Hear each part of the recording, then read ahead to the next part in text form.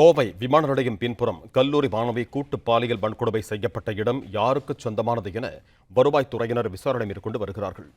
இது தொடர்பான கூடுதல் விவரங்களோடு இணைகிறார் எமது செய்தியாளர் நேசராஜ். வணக்கம் நேசராஜ், உங்களிடம் இருக்கும் தகவல்களை சொல்லுங்க. வணக்கம்.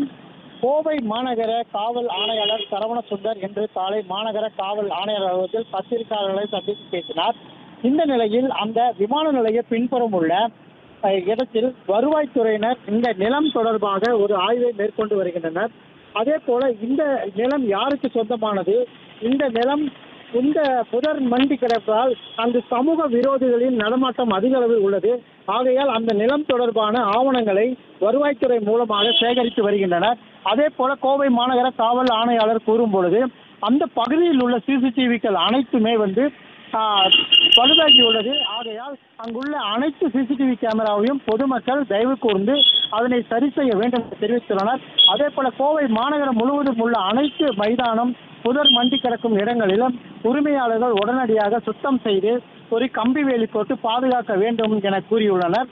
வருவாய்த்துறையினர் இல்லை என்றால் அவர்கள் மீது நோட்டீஸ் வழங்கக்கூடும் என தெரிவித்துள்ளனர். மேலும் அந்த நோட்டீஸ் வழங்கப்பட்ட நிலையிலும் அவர்கள் சரியான நடவடிக்கை எடுக்காததால் அந்த நிலம் மாவட்ட நிர்வாகத்துக்கு சொந்தமாக்கப்படும் எனவும் வருவாய்த்துறை சார்பில் தெரிவிக்கப்பட்டுள்ளது. பிளே ஸ்டோர் மற்றும் ஆப் ஸ்டோரில் இருந்து பாலிமர் செயலியை QR கோடு மூலம் பதிவிறக்கம் செய்யுங்கள். செய்திகளை உடனுக்குடன் பெறுங்கள்.